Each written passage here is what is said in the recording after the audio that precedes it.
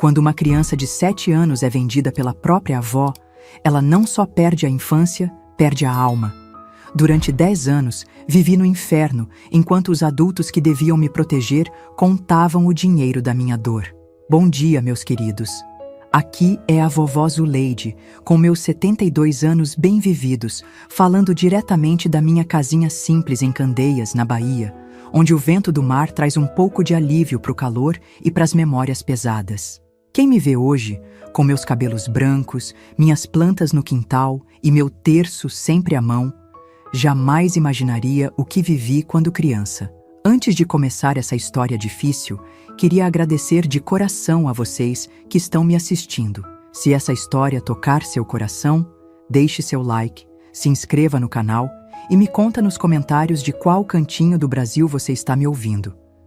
Isso me dá força para continuar dividindo essas histórias que precisam ser contadas.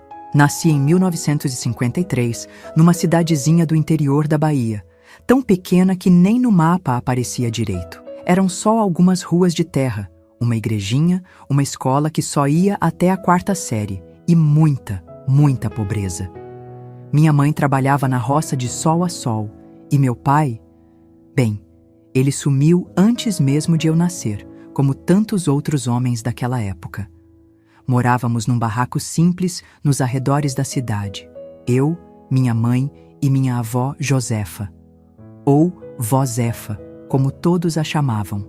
Ela era uma mulher forte, de pele escura enrugada pelo sol, mãos calejadas e um olhar que parecia feito de pedra. Nunca a vi sorrir, nem uma vez sequer em todos os anos que vivemos juntas. Nossa casa era de taipa, chão batido, telhado que vazava quando chovia forte. Dormíamos as 3 num único cômodo, separado da cozinha só por uma cortina velha. Não tinha banheiro dentro de casa. Era uma casinha de madeira no fundo do quintal, daquelas com um buraco no chão que a gente chamava de fossa. À noite, usávamos um urinol embaixo da cama para não ter que sair no escuro. A fome era nossa companheira constante. Tinha dias que a única refeição era um pirão ralo, feito com farinha e um pouco de água com sal. Quando minha mãe conseguia trazer alguma verdura da roça onde trabalhava, era festa. Carne? Só em ocasiões muito especiais, talvez uma vez por mês, e mesmo assim era mais osso que carne mesmo. Mesmo com toda essa pobreza, eu tinha minhas alegrias de criança. Brincava com bonecas feitas de espiga de milho, corria descalça pelo terreiro, subia nas árvores para pegar fruta. Na escola, apesar das dificuldades, eu me destacava. A professora Dona Lourdes sempre dizia que eu era inteligente, que podia ser alguém na vida se estudasse. Foi logo depois que completei 7 anos que tudo mudou. Lembro como se fosse hoje. Era um domingo de manhã, minha mãe tinha saído para trabalhar na casa de uma família rica da cidade. Mesmo no domingo, porque precisava do dinheiro extra. Eu estava no quintal, brincando com pedrinhas, quando minha avó me chamou. Zuleide, vem cá, que hoje tem serviço. Estranhei, porque domingo era dia de descanso, mesmo pra gente pobre. Mas obedeci, como sempre fazia. Vó Zefa tinha a mão pesada e não tolerava desobediência. Ela me levou pra dentro, me deu um banho caprichado, coisa rara naquela casa onde a água era pouca e preciosa. Penteou meus cabelos com cuidado, fez 2 tranças bem feitas. Depois pegou um vestido que eu só usava para ir à missa no Natal. Um vestidinho branco com detalhes em renda que minha mãe tinha comprado numa feira. Vó, por que tô me arrumando assim? É dia de festa? Perguntei confusa. Não faz pergunta, menina. Só se arruma direito. Hoje vamos na casa de um homem importante que vai ajudar a família. Senti um frio na barriga que não soube explicar na época. Hoje sei que era o instinto tentando me alertar do perigo, mas criança não entende essas coisas. Criança confia nos adultos, principalmente nos que deveriam protegê-la. Caminhamos por quase 1 hora, saindo da cidadezinha em direção a uma fazenda que ficava afastada. Era uma casa grande, de alvenaria, com varanda na frente e um carro estacionado. Coisa rara naqueles tempos e naquele lugar. Devia ser gente rica mesmo. Um homem nos esperava na varanda. Era velho para os meus olhos de criança. Devia ter uns 50 anos.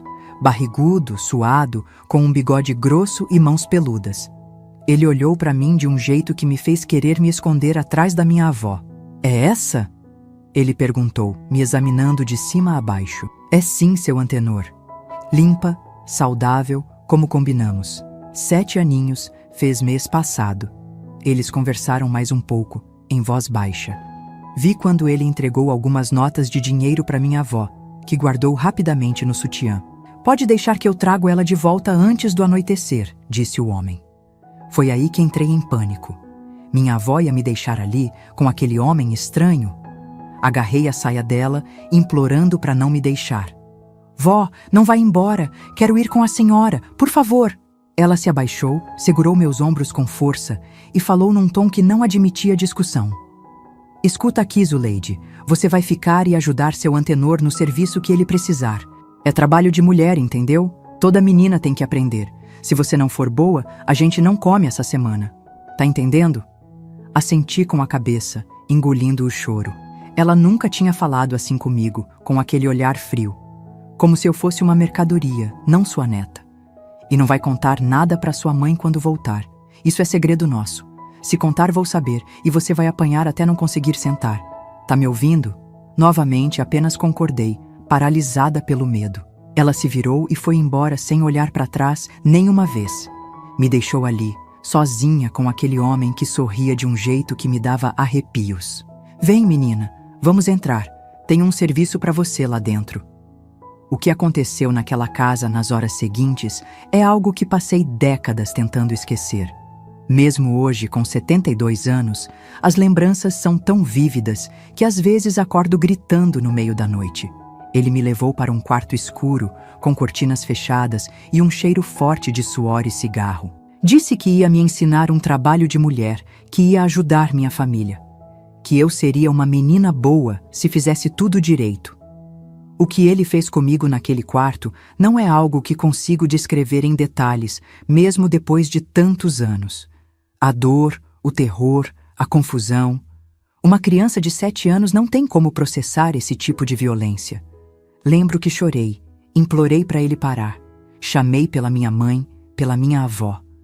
Quando acabou, eu estava sangrando, tremendo, em estado de choque. Ele me levou para o banheiro, me limpou com uma toalha áspera, me vestiu de novo com o vestidinho branco que agora tinha manchas que não saíram mais. Se contar para alguém, vou na sua casa e mato sua mãe e sua avó. Entendeu, menina? Balancei a cabeça, sem conseguir falar. Estava entorpecida, como se minha alma tivesse saído do corpo para não sentir aquela dor. Quando minha avó voltou para me buscar, já era quase noite. Eu ainda tremia, mal conseguia andar direito. Ela olhou para mim, para o vestido manchado, e não demonstrou nenhuma emoção. Ele disse que você se comportou bem. É assim mesmo que tem que ser. No caminho de volta para casa, ela me disse que aquilo era normal, que todas as meninas passavam por isso, que era um trabalho que só mulheres podiam fazer.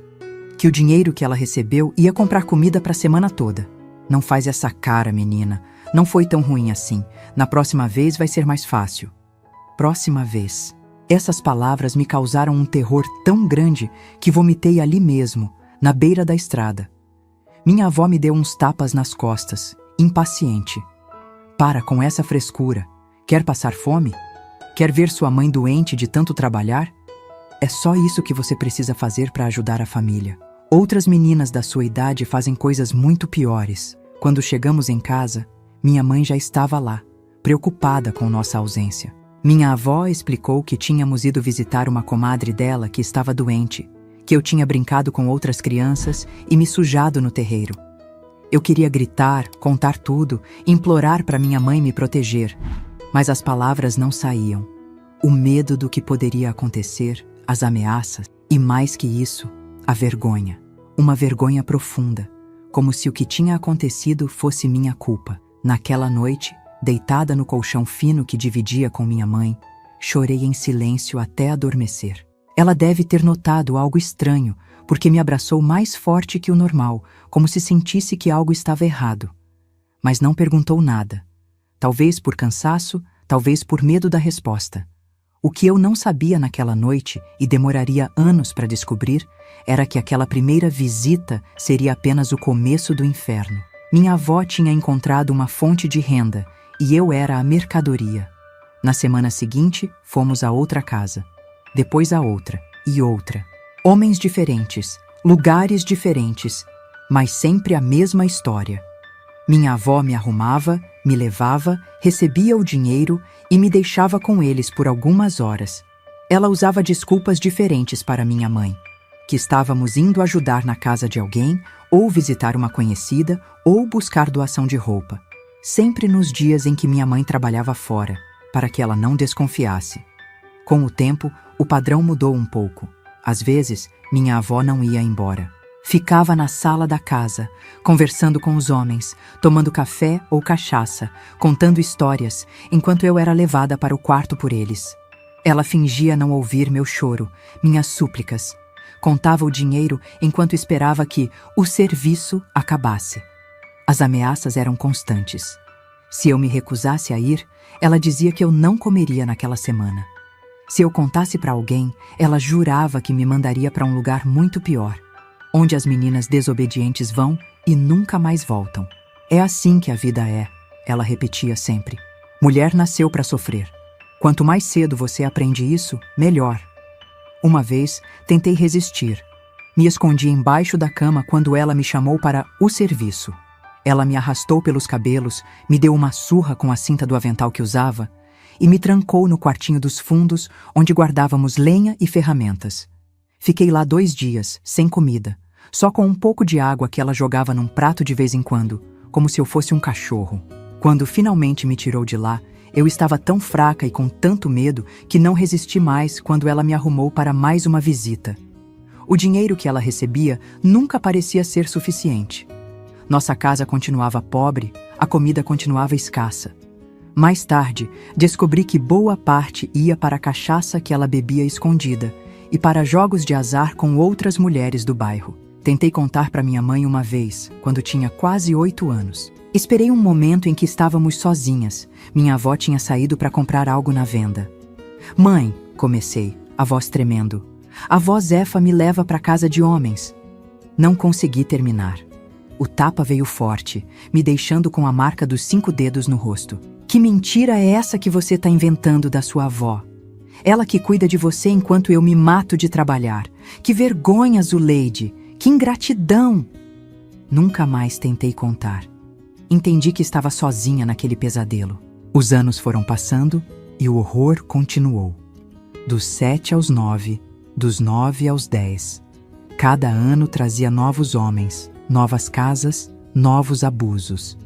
Minha avó me transportava de diferentes maneiras para não levantar suspeitas. Às vezes a pé por trilhas escondidas, às vezes de carona em carroças, algumas vezes em carros quando o cliente era rico o suficiente para buscar a gente. Lembro de uma vez, devia ter uns 9 anos, que fui levada no porta-malas de um carro. Estava escuro, quente. Eu mal conseguia respirar. Quando chegamos e o porta-malas abriu, vi que estávamos numa casa grande, numa cidade vizinha. Tinha outros homens esperando. Naquela noite foram 3, um depois do outro.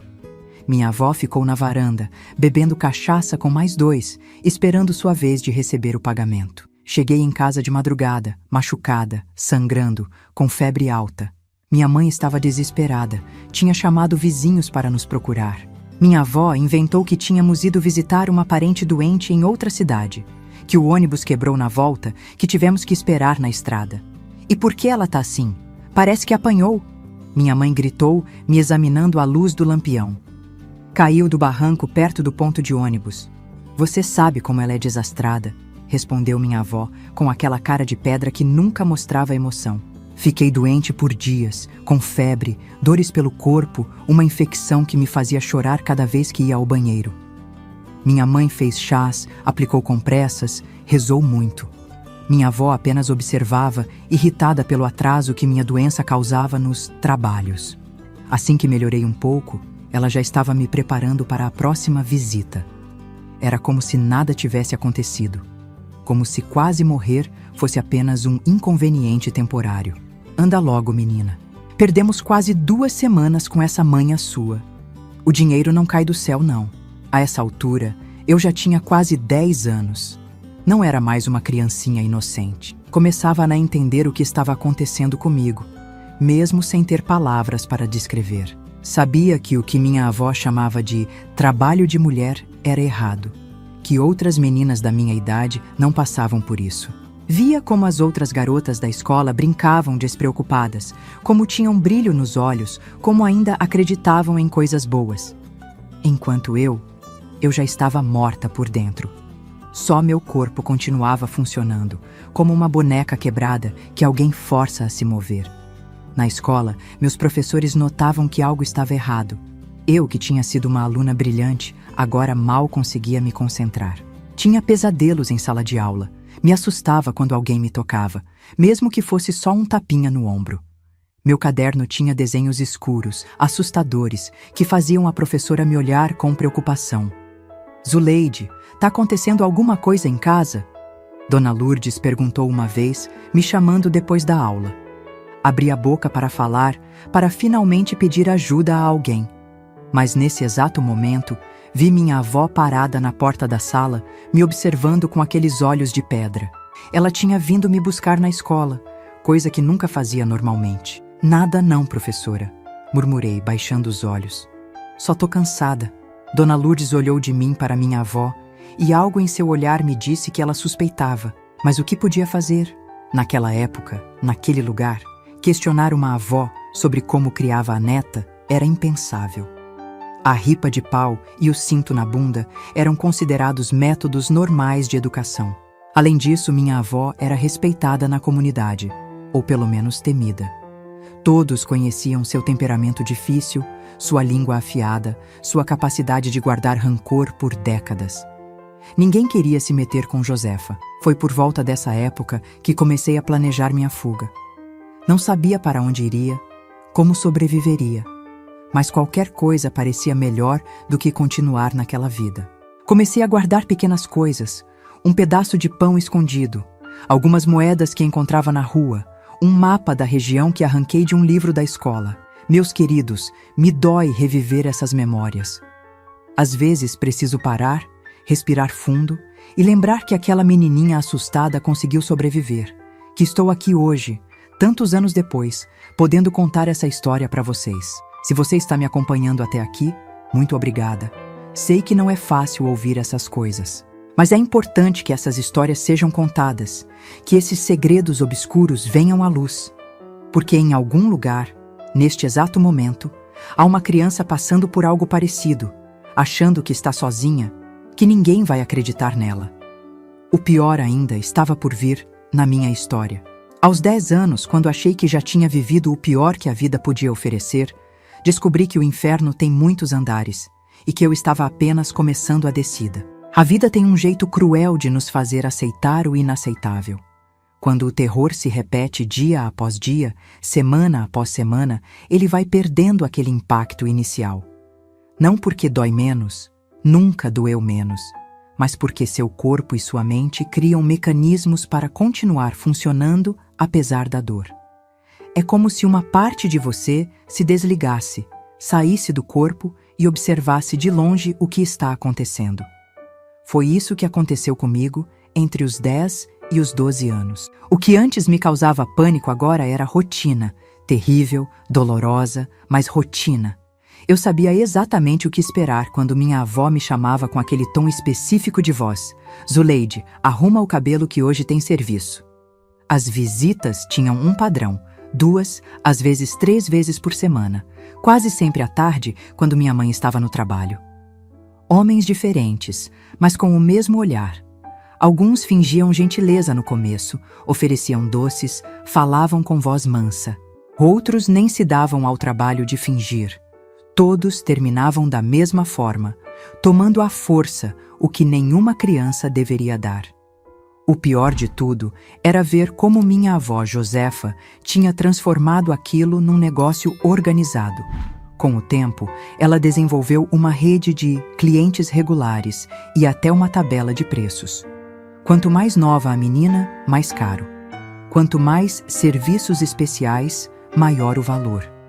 Ela negociava na porta como quem vende verduras na feira, sem um pingo de emoção no rosto. Ela tá limpa, saudável. Esse aqui é o preço. Se quiser mais tempo, é tanto a mais. Se quiser fazer coisas diferentes, a gente combina. Eu ficava ali parada, de cabeça baixa, enquanto ela discutia os detalhes, como se eu fosse uma mercadoria, um objeto sem sentimentos ou vontade própria. Em algumas casas, ela me deixava e ia embora, voltando horas depois para me buscar. Em outras, principalmente quando eram vários homens, ela ficava na sala ou na cozinha, tomando café, bebendo cachaça, conversando sobre a vida como se nada estivesse acontecendo nos quartos ao lado. Uma vez, quando eu tinha uns 11 anos, fui levada para uma fazenda afastada, dessas com casarão grande e vários empregados. Era aniversário do dono, um homem gordo de meia-idade que eu já conhecia de visitas anteriores. Havia uma festa acontecendo, com música alta e muita bebida. Minha avó me arrumou com um vestido que ela mesma costurou, rosa claro, com laços, me fazendo parecer ainda mais nova do que era. Hoje é um dia especial, ela disse enquanto trançava meu cabelo.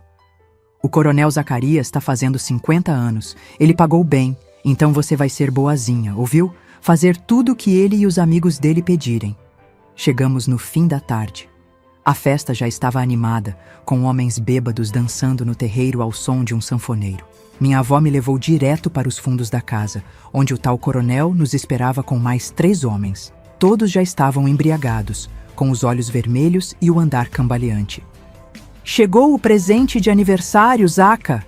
gritou um deles, me olhando de cima a baixo. O coronel sorriu, passou a mão na minha cabeça como quem faz carinho num cachorro e entregou um maço de dinheiro para minha avó.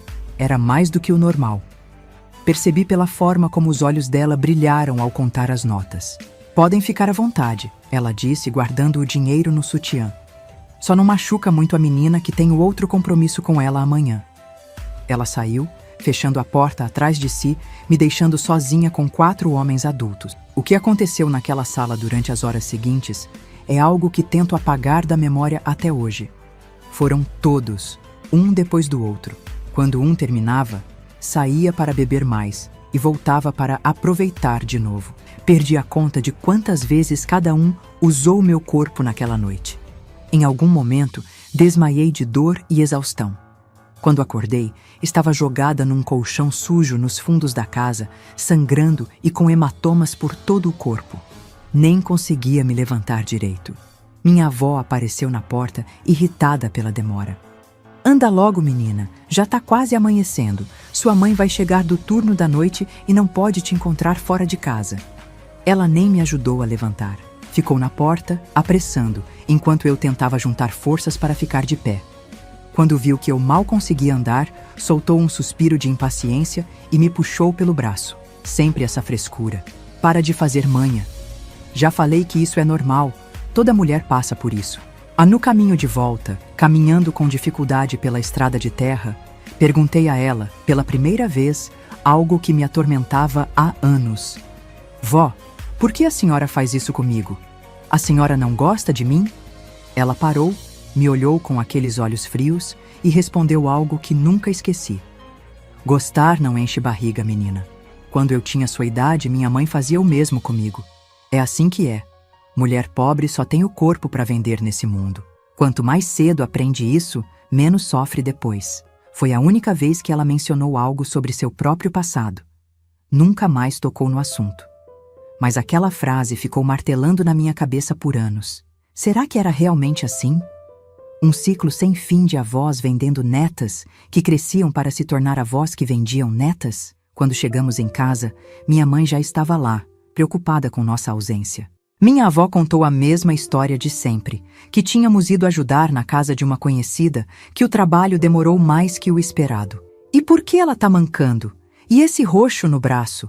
Minha mãe perguntou, me examinando com olhos cansados do turno noturno no hospital, onde trabalhava como faxineira. "Caiu da escada quando estava limpando as janelas", respondeu minha avó sem hesitar. "Essa menina é muito desastrada." Minha mãe acreditou. Ou fingiu acreditar. Às vezes me pergunto se ela realmente não suspeitava de nada. Ou se no fundo sabia, mas escolhia não ver. Talvez fosse mais fácil assim. Talvez o peso de saber a verdade fosse demais para ela, que já carregava tantos fardos. Depois daquela noite na fazenda, fiquei doente por quase 2 semanas. Febre alta, dores intensas, um corrimento estranho que me causava ardência.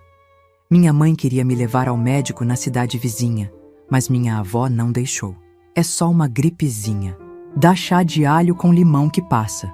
Ela sabia que um médico reconheceria os sinais de abuso, faria perguntas difíceis de responder. Então fiquei em casa, recebendo os cuidados limitados que minha mãe podia oferecer entre um turno e outro de trabalho. Assim que a febre baixou, mesmo ainda sentindo dores, minha avó já estava me preparando para novas visitas.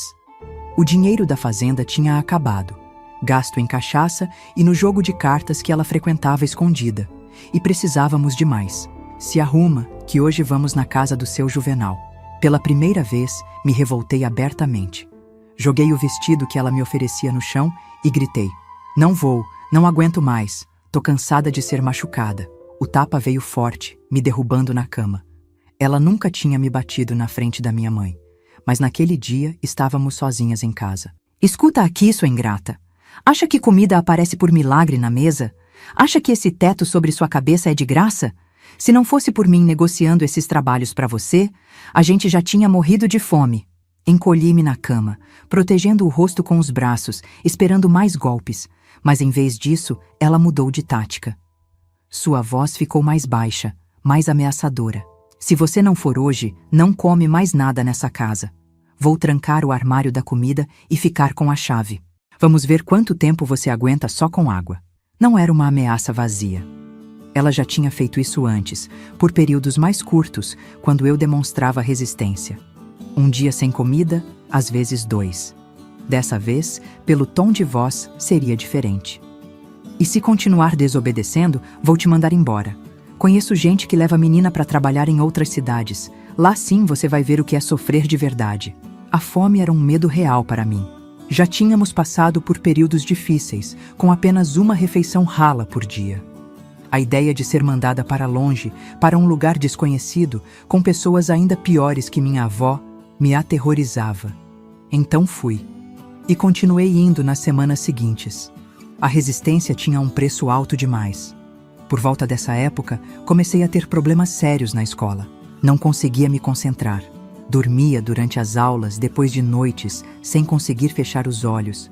Tinha pesadelos em sala de aula que me faziam gritar de repente, assustando colegas e professores. Minha professora, Dona Lourdes, tentava conversar comigo, entender o que estava acontecendo. Certa vez, me chamou depois da aula. "Zuleide, você era minha melhor aluna e agora mal consegue escrever o próprio nome. O que está acontecendo, minha filha? Tem algo em casa que você quer me contar?" Olhei para ela, para aqueles olhos bondosos, cheios de preocupação sincera, e quase contei tudo. As palavras estavam na ponta da língua. Mas então lembrei das ameaças da minha avó, do que aconteceria se eu falasse. E mais que isso, lembrei das vezes que tentei contar para minha própria mãe e não fui acreditada. Por que uma professora acreditaria? "É só cansaço, professora. Tenho ajudado muito em casa." Ela não pareceu convencida, mas também não insistiu. Naquela época, problemas de família eram considerados assunto privado em que ninguém de fora devia interferir. Parei de ir à escola pouco depois. Minha avó decidiu que eu já tinha estudo suficiente e que meu tempo seria melhor aproveitado trabalhando. Na verdade, ela temia que eu acabasse contando algo para os professores ou que eles notassem os sinais cada vez mais evidentes de abuso. Minha mãe protestou fracamente. Ela valorizava a educação, sonhava em me ver formada algum dia. Mas a palavra final sempre era da minha avó, que controlava o dinheiro e as decisões da casa com mão de ferro. Menina de 12 anos precisa aprender a cuidar de casa, não ficar perdendo tempo com livro. Eu nunca aprendi a ler e tô aqui, viva e forte. Assim, meu mundo ficou ainda menor, sem a escola, sem amigas, sem qualquer contato com o mundo exterior, além das terríveis visitas que minha avó arranjava. Passei a viver em um universo composto apenas pelo nosso barraco e pelas casas dos homens que me compravam. Foi nesse período que desenvolvi um método para sobreviver mentalmente aos abusos. Quando começavam, eu fechava os olhos e me transportava para outro lugar. Imaginava um campo verde, com flores coloridas e um riacho de água limpa. Nesse lugar, eu podia correr, brincar, ser apenas uma criança. Ninguém me machucava lá. Ninguém me tocava de maneiras que me causavam dor e vergonha. Era uma dissociação, embora eu não conhecesse essa palavra na época. Minha mente literalmente se desconectava do corpo para não sentir o horror que ele estava passando. Enquanto homens adultos violentavam uma menina de 12 anos, essa menina visitava campos imaginários onde podia ser livre. A frequência das visitas aumentou com o tempo. Sem a escola para justificar minha ausência em certos horários, minha avó podia me levar a qualquer hora do dia. 3, 4 vezes por semana. Às vezes, mais de uma vez no mesmo dia, com homens diferentes. Meu corpo começou a mostrar os sinais desse abuso constante. Infecções recorrentes, sangramentos, dores crônicas que nunca desapareciam completamente. Desenvolvi uma tosse persistente, que mais tarde descobri ser tuberculose, provavelmente contraída de um dos clientes, que já estava visivelmente doente quando minha avó me vendeu a ele. A tuberculose foi, ironicamente, um breve período de alívio. Fiquei tão doente que nem minha avó se arriscou a me levar para visitas. Por quase um mês, pude ficar em casa, tossindo sangue, com febre alta, mas pelo menos livre dos abusos diários. Uma vizinha que tinha experiência como curandeira foi quem diagnosticou minha doença. Ela preparou chás de ervas, fez rezas, aplicou cataplasmas no meu peito. Lentamente comecei a melhorar. Assim que a febre cedeu e a tosse diminuiu, minha avó já estava planejando me colocar de volta ao trabalho. Mas a vizinha curandeira, Dona Nazaré, intercedeu. A menina ainda tá fraca, Josefa. Se forçar ela agora, pode ter uma recaída pior. Tuberculose não é brincadeira. Foi a primeira vez que vi alguém enfrentar minha avó diretamente. Dona Nazaré não tinha medo dela, talvez por ser mais velha, talvez por ter respeito na comunidade como curandeira. O fato é que minha avó hesitou, recuou temporariamente. Tá bom, ela pode descansar mais uma semana, mas depois volta ao serviço normal. Aquela semana extra foi preciosa. Recuperei um pouco das forças, não apenas físicas, mas mentais. E o mais importante, recebi visitas diárias de Dona Nazaré, que vinha verificar meu estado e trazer mais de seus remédios caseiros. Foi durante uma dessas visitas, quando estávamos sozinhas, minha avó tinha saído e minha mãe estava no trabalho, que ela me fez a pergunta que mudaria tudo. Menina, o que sua avó anda fazendo com você? Esse corpo tá marcado demais para ser só quedas e acidentes. O olhar dela era diferente de qualquer outro que já tinha visto. Não havia julgamento, nem desconfiança, apenas uma compaixão profunda que quebrou todas as minhas defesas. Pela primeira vez em anos, contei a verdade. Contei tudo, desde a primeira visita aos 7 anos até os abusos múltiplos e frequentes que sofria agora, aos 12. Chorei tanto que mal conseguia falar em alguns momentos. Dona Nazaré apenas segurou minhas mãos, ouvindo em silêncio, ocasionalmente limpando suas próprias lágrimas. Quando terminei, esperava ver descrença em seus olhos, como tinha visto nos da minha mãe.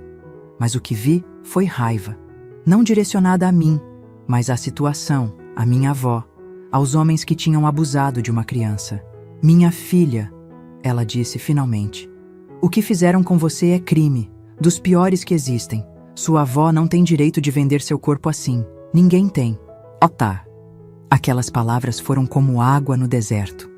Alguém finalmente validava o que eu sentia intuitivamente, que aquilo era profundamente errado, que eu não merecia passar por aquilo, que não era normal nem aceitável. A gente precisa tirar você daqui, Dona Nazaré continuou, segurando minhas mãos com força. Conheço gente na cidade grande que pode ajudar. Tem casas de acolhimento para meninas como você. Pela primeira vez em anos, senti algo diferente do medo e da resignação. Senti esperança. Uma pequena chama, frágil, mas real. Minha mãe... Comecei pensando no que aconteceria com ela se eu fugisse. Sua mãe é adulta. Pode se cuidar, ou vir junto se quiser. Mas você é criança, Zuleide. Precisa ser protegida. Naquela noite, não consegui dormir. A ideia de escapar, de encontrar segurança, de nunca mais ter que suportar as mãos daqueles homens no meu corpo, era poderosa demais para permitir o sono. Mas o destino tem um jeito cruel de interferir nos momentos mais importantes. Na manhã seguinte, Dona Nazaré foi encontrada caída em seu quintal. Um derrame, disseram os vizinhos. Ela foi levada às pressas para o hospital da cidade vizinha, mas não resistiu. Minha única aliada, minha chance de salvação, partiu deste mundo antes de poder me ajudar. A notícia me atingiu como um soco no estômago. A pequena chama de esperança que tinha nascido se apagou brutalmente. Estava sozinha novamente, presa na mesma situação desesperadora, sem saída à vista. 2 semanas depois, minha avó me levou para uma visita que mudaria tudo. Era um homem que eu nunca tinha visto antes, num sítio afastado. Algo nele era diferente dos outros. Um olhar mais frio, mais calculista. Quando entrei no quarto onde ele esperava, senti um calafrio que não era apenas de medo, mas de puro terror. O que aconteceu naquele quarto nas horas seguintes foi tão brutal, tão desumano, que mesmo agora, 60 anos depois, não consigo descrever em detalhes. Ele não queria apenas abusar de mim. Queria me machucar, me humilhar, me destruir completamente. Em determinado momento, quando achei que já tinha suportado o pior, ele colocou as mãos no meu pescoço e começou a apertar. Forte, cada vez mais forte. Olhei nos olhos dele e vi algo que nunca tinha visto antes: o desejo de matar. Ninguém vai sentir sua falta, sua vagabundinha, ele sussurrou enquanto apertava. Sua avó já recebeu o dinheiro. O que acontece com você depois não importa. Foi naquele momento, à beira da morte, que algo dentro de mim estalou. Um instinto de sobrevivência que nem sabia que ainda existia, despertou com força total. Meu corpo, fraco e machucado, encontrou uma reserva final de energia. Com um movimento repentino, consegui me soltar, empurrá-lo para longe. Ele, surpreso com minha resistência inesperada, caiu para trás, batendo a cabeça na quina da mesa de cabeceira. Não parei para ver se estava ferido. Não parei para pegar minhas roupas. Corri, nua, sangrando, para fora daquele quarto, daquela casa, daquela vida que não era vida. A estrada de terra se estendia à minha frente, sob um céu que começava a escurecer. Não sabia para onde estava indo. Só sabia que não podia voltar. Nunca mais. Corri pela estrada de terra como um animal selvagem fugindo de caçadores. O corpo nu, cortado, sangrando, mas movido por um desespero que era mais forte que qualquer dor física. Não olhei para trás nem uma vez. Tinha certeza que aquele homem viria atrás de mim, que minha avó apareceria a qualquer momento, que seria arrastada de volta para aquele inferno. A noite caía rápido no interior da Bahia. Logo o escuro seria completo, sem as luzes da cidade para iluminar o caminho. Mas o escuro não me assustava. Tinha vivido na escuridão durante anos. O que me aterrorizava era a ideia de ser encontrada. Depois de correr por um tempo que pareceu eterno, avistei uma pequena capela à beira da estrada. Uma daquelas construções simples que pontuam o interior do Brasil, onde os fiéis param para fazer orações durante viagens. Estava vazia, graças a Deus. Me abriguei ali, me encolhendo num canto, tremendo de frio, dor e medo. Foi naquela capela que passei minha primeira noite de liberdade. Uma liberdade assustadora, incerta, mas ainda assim, liberdade. Chorei até não ter mais lágrimas. Rezei com palavras desconexas e, eventualmente, exausta demais para permanecer consciente, adormeci. Acordei com os primeiros raios de sol e o barulho de um carro se aproximando. Entrei em pânico. Será que era ele? Ou minha avó? Me escondi atrás do pequeno altar, cobrindo meu corpo nu com um pano que servia de toalha para as oferendas. Ouvi passos se aproximando, a porta da capela se abrindo. Prendi a respiração. Ave Maria, tem alguém aí? Era uma voz feminina, idosa. Mesmo assim, não me movi, não respondi. Tinha aprendido da pior maneira possível a não confiar em adultos. Menina, eu sei que você tá aí. Vi o rastro de sangue na entrada. Não vou te fazer mal, prometo. Lentamente, Expirei por trás do altar. Era uma senhora negra, de cabelos brancos presos num coque, vestida de forma simples, mas limpa. Trazia uma sacola de feira e um terço enrolado na mão. Meu Deus do céu! Ela sussurrou quando me viu, completamente nua, coberta de hematomas e cortes, com sangue seco entre as pernas. Quem fez isso com você, criança? Não consegui responder. Apenas chorei, um choro diferente do da noite anterior. Não era mais o choro desesperado de quem foge, mas o choro aliviado de quem, após muito tempo perdido, encontra um rosto humano que não mostra desejo nem crueldade, apenas compaixão. A senhora, Dona Filomena, como descobri depois, tirou o xale que cobria seus ombros e me envolveu com ele. Sem fazer mais perguntas, me levou para seu carro, uma Rural Willys antiga que pertencia ao filho. Me colocou no banco de trás, com cuidado para não tocar em nenhum dos meus ferimentos, e dirigiu em silêncio até sua casa. Dona Filomena vivia sozinha num pequeno sítio a alguns quilômetros dali. O filho, que era caminhoneiro, tinha comprado aquele pedaço de terra para ela passar a velhice, e só aparecia uma vez por mês, nas folgas da estrada. Era um lugar simples, mas limpo e organizado, com um quintal cheio de plantas medicinais e árvores frutíferas. Ela me levou para dentro, encheu uma bacia com água morna e, com uma delicadeza que nunca tinha conhecido, limpou meus ferimentos. Não fez perguntas sobre o que tinha acontecido ou como eu tinha chegado àquela situação. Apenas cuidou de mim como se eu fosse um passarinho caído do ninho, frágil e necessitado de proteção. Depois de me limpar, me deu um vestido antigo que, embora grande demais, era a primeira roupa limpa e sem manchas de sangue que eu vestia em muito tempo. Preparou um caldo de galinha que me fez lembrar quão faminta eu estava. Comi devagar, com dificuldade, a garganta ainda dolorida das mãos que tinham tentado me estrangular. Foi só depois de me alimentar e me acomodar numa esteira limpa perto do fogão, a lenha, que ela finalmente perguntou: "Quer me contar o que aconteceu, filha?" E pela segunda vez na minha vida, contei. Contei tudo, desde o início, desde a primeira vez que minha avó me levou para fazer serviço. Contei sobre os anos de abuso, sobre os múltiplos homens, sobre as ameaças, sobre a fome usada como castigo. Contei sobre minha mãe que não acreditava, sobre a escola que abandonei, sobre a tuberculose, sobre Dona Nazaré que tinha tentado me ajudar, mas morreu antes de conseguir. E, finalmente, contei sobre o homem que tinha tentado me matar na noite anterior, sobre como consegui escapar, sobre como corri nua pela estrada sem saber para onde ir. Dona Filomena ouviu tudo sem interromper. Quando terminei, ela estava chorando silenciosamente, as lágrimas escorrendo pelo rosto enrugado. "Você está segura agora." Foi tudo que ela disse, segurando minhas mãos com firmeza. "Enquanto eu viver, ninguém vai te fazer mal de novo."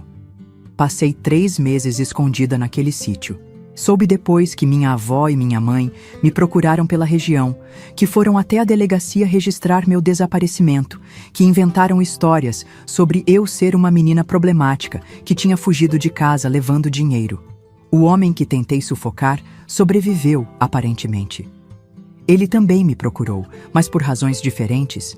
Queria vingança pela queda que o deixou com um corte profundo na cabeça. Mas ninguém pensou em procurar no sítio isolado de uma senhora idosa. Era o esconderijo perfeito. Lentamente, comecei a me recuperar. Não apenas dos ferimentos físicos, que eram muitos e graves, mas também dos ferimentos da alma, que eram ainda mais profundos. Dona Filomena nunca me pressionou a falar sobre o que tinha acontecido. Nunca exigiu detalhes. Apenas estava lá. Uma presença constante e reconfortante, me ensinando pequenas tarefas do sítio, me contando histórias de sua própria vida, me mostrando que existia bondade no mundo. Ela era benzedeira e curandeira, conhecida na região por suas receitas de remédios naturais.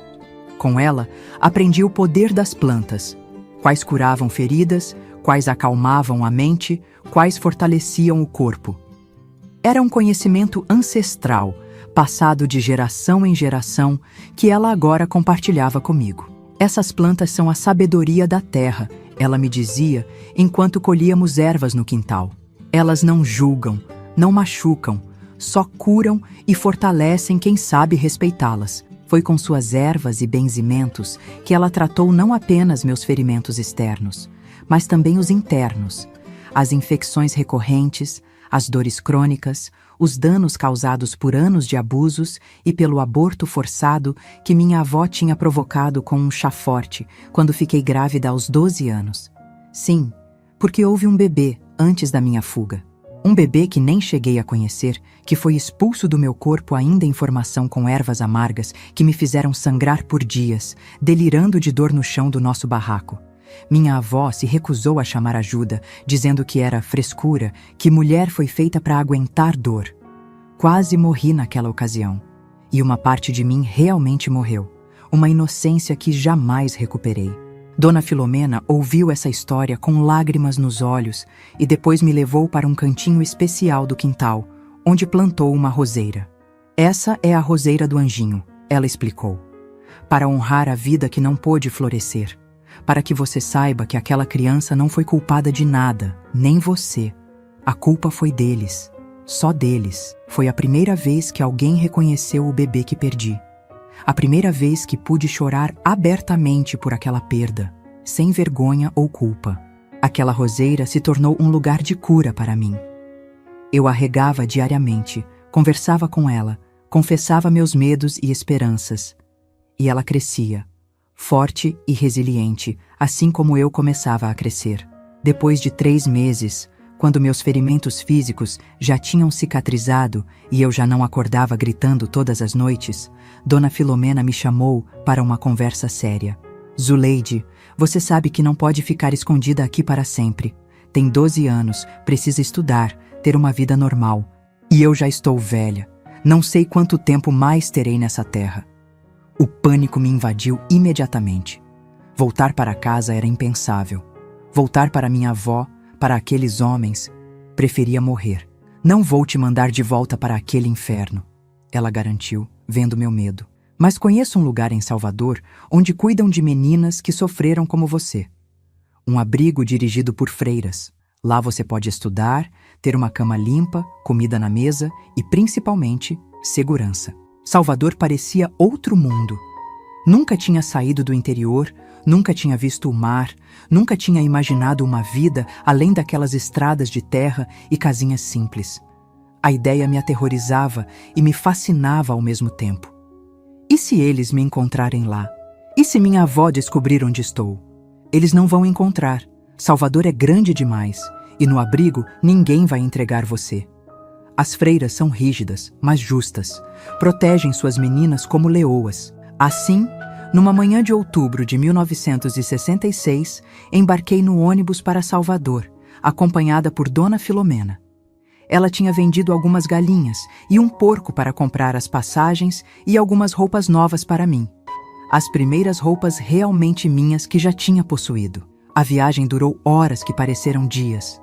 O medo de ser descoberta, de que minha avó ou algum daqueles homens aparecesse no ônibus, não me deixou relaxar nem por 1 minuto. Segurava a mão de Dona Filomena com tanta força que meus dedos ficavam brancos. Salvador me recebeu com seu calor, seus cheiros fortes, seu barulho incessante. Uma cidade enorme, labiríntica, tão diferente de tudo que conhecia que parecia outro planeta.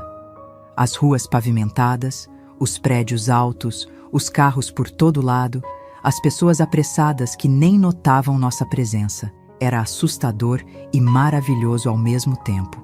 O abrigo Santa Maria ficava num casarão antigo no Pelourinho, administrado por freiras franciscanas. Quando chegamos, fomos recebidas por Irmã Conceição, uma mulher alta e magra, de rosto severo, mas olhos bondosos. Dona Filomena explicou minha situação em termos gerais. Uma menina que tinha sofrido abusos graves e precisava de proteção. A freira não pediu detalhes. Parecia ter visto casos como o meu antes. Apenas assentiu e disse que eu seria bem-vinda, que haveria um lugar para mim entre as outras meninas. A despedida de Dona Filomena foi um dos momentos mais difíceis da minha vida. Ela tinha sido minha salvadora, minha primeira experiência de um amor verdadeiramente maternal. Me abraçou forte, sussurrando bênçãos e conselhos em meu ouvido, e me entregou um pequeno saquinho de pano. São sementes da roseira do anjinho, explicou. Quando tiver seu próprio cantinho, plante-as. Para lembrar que mesmo das experiências mais dolorosas pode nascer algo belo. Fiquei no abrigo Santa Maria por 4 anos. Foi um período de adaptação difícil, de pesadelos constantes, de aprender a confiar novamente.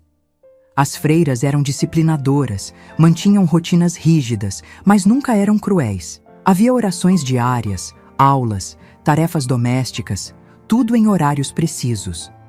Para alguém que tinha vivido no caos e no terror por tanto tempo, aquela estrutura era estranhamente reconfortante. As outras meninas tinham histórias parecidas com a minha.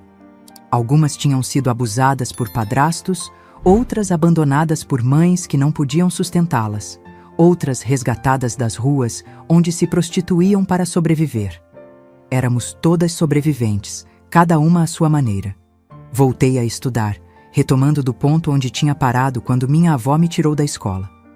No início, era difícil me concentrar, acompanhar as lições. Minha mente ainda estava fragmentada pelos traumas, cheia de buracos negros e memórias que explodiam nos momentos mais inesperados. Mas as freiras eram pacientes. Especialmente irmã Matilde, a professora de português, que ficava comigo depois das aulas, me ajudando a recuperar o tempo perdido.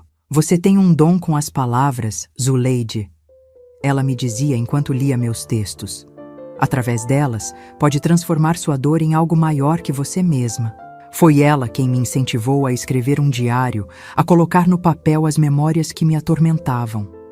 No início, era doloroso demais. As palavras saíam entrecortadas, manchadas de lágrimas. Mas com o tempo, descobri que cada memória que colocava no papel perdia um pouco de seu poder sobre mim. Era como drenar o veneno de uma ferida para que pudesse finalmente cicatrizar.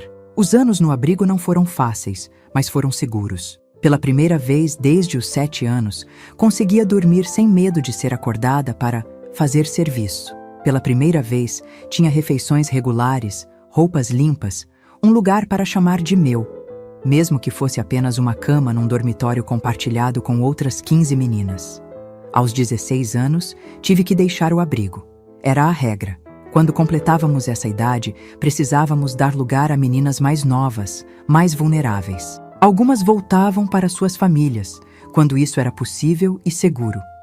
Outras iam trabalhar como empregadas domésticas em casas que as freiras consideravam confiáveis. Algumas simplesmente desapareciam nas ruas de Salvador, incapazes de se adaptar a um mundo que só conheciam pela violência. Para mim, as freiras encontraram um trabalho numa pequena pensão familiar perto da Barra. Eu ficaria responsável pela limpeza dos quartos e ajudaria na cozinha. Em troca, receberia um salário pequeno e poderia morar num quartinho nos fundos da propriedade. Era um recomeço. Assustador, incerto, mas ainda assim, um recomeço. Tinha 16 anos, saúde, embora a tuberculose tivesse deixado cicatrizes nos meus pulmões que carrego até hoje, e pela primeira vez, um futuro à minha frente que eu mesma poderia moldar. Dona Márcia, a proprietária da pensão, era uma mulher de meia idade, viúva de um português que tinha deixado aquele pequeno negócio como sustento para ela e os 2 filhos. Era exigente com o trabalho, mas justa. E o mais importante, respeitava meus limites. Nunca perguntava sobre meu passado, nunca tentava me tocar ou se aproximar de maneiras que me deixassem desconfortável. Foi na pensão que conheci seu Augusto, um professor aposentado que alugava um dos quartos permanentemente. Era um homem de seus 60 anos, cabelos brancos, óculos grossos, sempre com um livro na mão. Percebia como eu olhava curiosa para sua pequena biblioteca particular enquanto arrumava o quarto. "Gosta de ler, menina?" perguntou certo dia, me pegando olhando para as lombadas dos livros. "Gosto sim, senhor. Aprendi no abrigo, com as freiras." Ele sorriu, um sorriso gentil que não continha nenhuma segunda intenção. Algo que demorei a reconhecer, depois de anos associando sorrisos masculinos a perigo iminente. "Pode pegar emprestado o que quiser. Livros foram feitos para circular, não para juntar poeira nas estantes." Assim começou uma amizade improvável entre uma menina traumatizada de 16 anos e um professor aposentado de 60. Ele me emprestava livros, discutia as histórias comigo, me explicava palavras e conceitos que eu não entendia. Através desses livros, descobri mundos que nunca tinha imaginado. Vidas tão diferentes da minha que pareciam fantasias. Seu Augusto nunca tentou nada inapropriado, nunca ultrapassou os limites de uma amizade respeitosa. Foi o primeiro homem em quem consegui confiar depois de tudo que tinha passado. Ele se tornou uma espécie de pai ou avô que nunca tive. Alguém que se importava com meu crescimento, com meu futuro, sem esperar nada em troca. Foi ele quem me incentivou a terminar os estudos formalmente. Com sua ajuda, me matriculei num curso supletivo noturno. Trabalhava na pensão durante o dia e estudava à noite. Era exaustivo, mas cada livro que lia, cada conhecimento que adquiria, me afastava um pouco mais daquela menina aterrorizada que tinha fugido nua por uma estrada de terra anos antes. O passado, no entanto, nunca nos abandona completamente.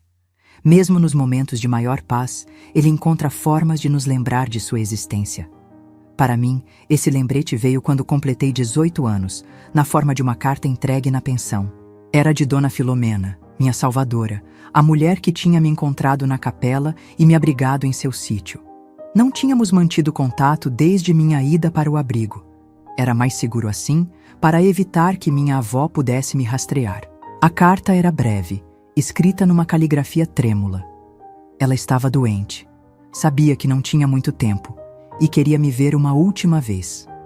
Incluía o endereço do sítio e uma passagem de ônibus de volta para o interior. Meu primeiro instinto foi medo. Voltar àquela região significava o risco de encontrar minha avó ou algum daqueles homens. Significava revisitar lugares que tinha lutado para esquecer. Mas como negar o último pedido da mulher que tinha salvado minha vida? Depois de muito refletir, de muitas noites sem dormir, decidi ir. Pedi alguns dias de folga na pensão e embarquei no ônibus com o coração disparado. A cada quilômetro que nos aproximava do interior, minha ansiedade aumentava. Chegou a um ponto que pensei em pedir para o motorista parar, para voltar correndo para a segurança de Salvador. Mas continuei. Por Dona Filomena. E talvez, embora não admitisse para mim mesma, por algum tipo de encerramento que minha alma ainda precisava. O ônibus me deixou na cidadezinha mais próxima do sítio. Teria que andar o resto do caminho. Era estranho estar de volta àquelas estradas de terra vermelha, aquele céu aberto do interior, aqueles cheiros da infância, mandioca, poeira, fumaça de fogão a lenha. Caminhei devagar, alerta a cada movimento, a cada som. A cada pessoa que passava, encolhia os ombros, abaixava a cabeça, tentava me tornar invisível. Hábitos antigos que ressurgiram instintivamente. Quando finalmente avistei o sítio, meu coração apertou. Parecia menor, mais desgastado pelo tempo. O filho de Dona Filomena, Roberto, estava no terreiro consertando uma cerca. Não me reconheceu imediatamente. A menina assustada de 12 anos tinha se tornado uma jovem de 18, mais alta, mais forte, com um olhar diferente. Zuleide? Ele perguntou incerto quando me aproximei. Meu Deus, como você cresceu? Ele me levou para dentro. Dona Filomena estava na cama, visivelmente fraca, consumida por um câncer que tinha se espalhado rápido demais para os remédios, naturais ou convencionais, fazerem efeito. Mas seus olhos ainda tinham aquela mesma bondade que tinha me salvado anos antes. Minha filha, ela sussurrou quando me viu, estendendo a mão trêmula. Você voltou. Passei 3 dias ao lado dela. 3 dias cuidando como ela tinha cuidado de mim, preparando os chás que ela mesma tinha me ensinado a fazer, contando histórias da minha vida em Salvador, ouvindo seus últimos conselhos e bênçãos. Na manhã do 4º dia, ela partiu. Silenciosamente, sem sofrimento, como quem apenas decide que é hora de seguir viagem. Segurei sua mão até o fim, sentindo a vida deixar aquele corpo que tinha abrigado tanta sabedoria e bondade. O funeral foi simples, como ela teria desejado. Apenas eu, Roberto e alguns vizinhos mais próximos. Quando tudo acabou, ele me chamou para uma conversa. Minha mãe deixou algo para você, disse, me entregando um envelope. Pediu que eu só entregasse depois que ela partisse. Dentro do envelope havia uma escritura. Dona Filomena tinha deixado o sítio para mim. Aquele pedaço de terra onde tinha encontrado segurança pela primeira vez, onde tinha começado minha cura, seria meu. Mas, e você? Perguntei a Roberto, confusa. É seu filho, deveria ficar com tudo. Ele sorriu, um sorriso que lembrava o da mãe. Tenho minha vida na estrada, minha casa na cidade. Este lugar sempre significou mais para você do que para mim. Minha mãe sabia disso. Voltei para Salvador para organizar minha vida, terminar os estudos, me despedir de Dona Márcia e seu Augusto. 3 meses depois, estava de volta ao sítio. Meu sítio agora. Era arriscado, eu sabia. Minha avó ainda vivia na região, talvez alguns daqueles homens também. Mas algo dentro de mim tinha mudado. Não era mais a menina aterrorizada que corria para se esconder. Era uma mulher que tinha sobrevivido ao pior e estava pronta para enfrentar seus demônios. O primeiro que encontrei foi do passado. No mercado da cidadezinha, comprando mantimentos para o sítio, dei de cara com minha mãe. 6 anos tinham se passado desde minha fuga. Ela parecia muito mais velha, curvada, com olheiras profundas e cabelos já grisalhos, apesar de ter apenas 40 anos. Nos encaramos por um longo momento. Vi o reconhecimento em seus olhos, seguido de choque, descrença, e então, vergonha. Profunda, dolorosa vergonha. Zuleide? Ela sussurrou, como se visse um fantasma. É você? É você, Zuleide? A voz da minha mãe era um sussurro trêmulo no meio daquele mercado, como se estivesse vendo uma assombração. Por um momento, fiquei paralisada. Tantas emoções me atravessaram de uma vez: raiva, medo, tristeza e algo que não esperava sentir. Pena. Minha mãe parecia uma versão envelhecida e desgastada da mulher que eu lembrava. Rugas profundas marcavam seu rosto, os cabelos prematuramente grisalhos, as mãos calejadas de tanto trabalho. Seus olhos, porém, eram o que mais me impactou. Olhos vazios, derrotados, de quem carregava um peso grande demais. Sim, sou eu, respondi, surpreendentemente calma. Ela deu um passo hesitante em minha direção, as mãos estendidas como quem quer tocar algo para confirmar que é real. Instintivamente recuei. 6 anos não tinham sido suficientes para apagar o reflexo do medo. Pensamos que você tinha morrido, ela disse, a voz embargada. Depois que você fugiu, aquele homem, ele disse que tinha... Deixou a frase no ar, incapaz de completar. Não precisava. Entendi o que tinha acontecido.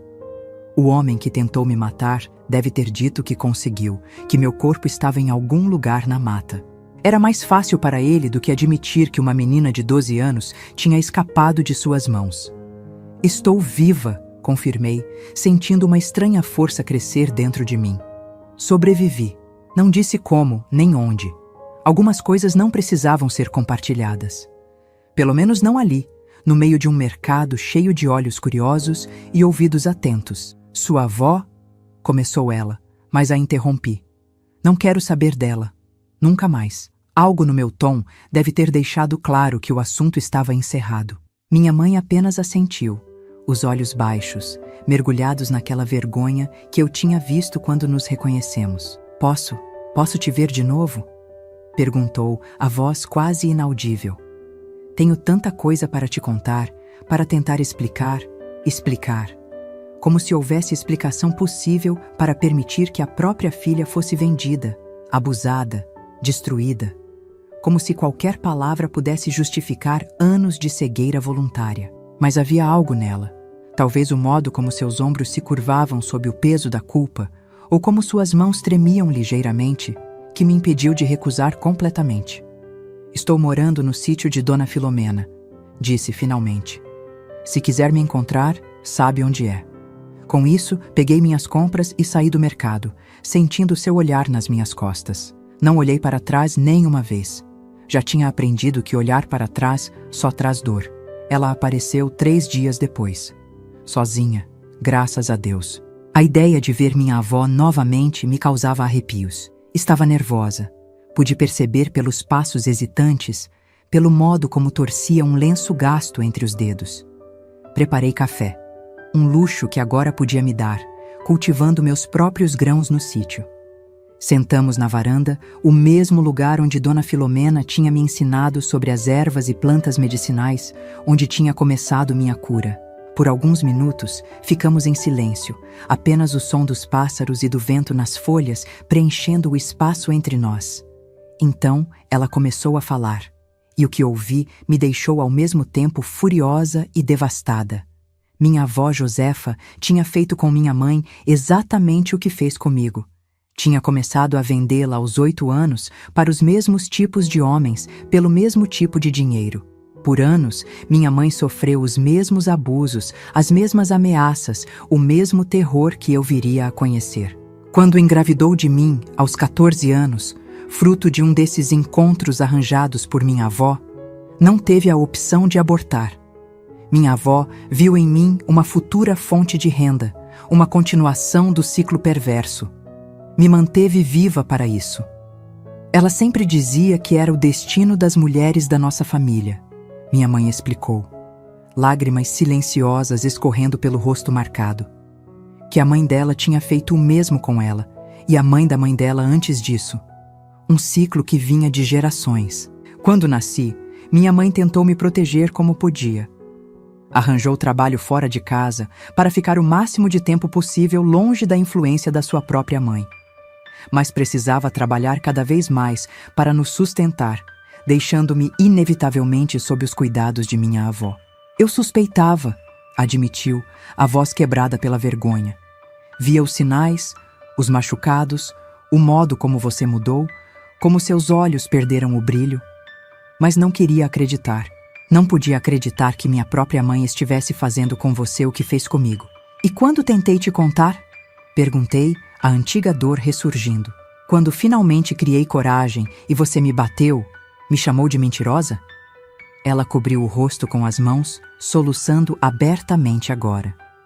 Porque naquele momento, admitir a verdade seria admitir meu próprio fracasso, que não consegui te proteger, que permiti que o ciclo continuasse. Era mais fácil acreditar na mentira, mais fácil fingir que nada estava acontecendo. Não sei se a perdoei naquele dia. O perdão não é algo simples, não depois de tanto sofrimento. Mas compreendi algo importante. Minha mãe também era uma vítima. Uma vítima que se tornou cúmplice por fraqueza, por medo, por sua própria dor não resolvida. Isso não apagava sua responsabilidade, mas colocava suas ações e inações em uma luz diferente. E a avó Josefa? Perguntei temendo a resposta. Ela ainda... Minha mãe balançou a cabeça. Morreu há 2 anos, cirrose. A cachaça finalmente cobrou seu preço. Senti um alívio enorme, seguido de uma confusão de emoções difíceis de nomear.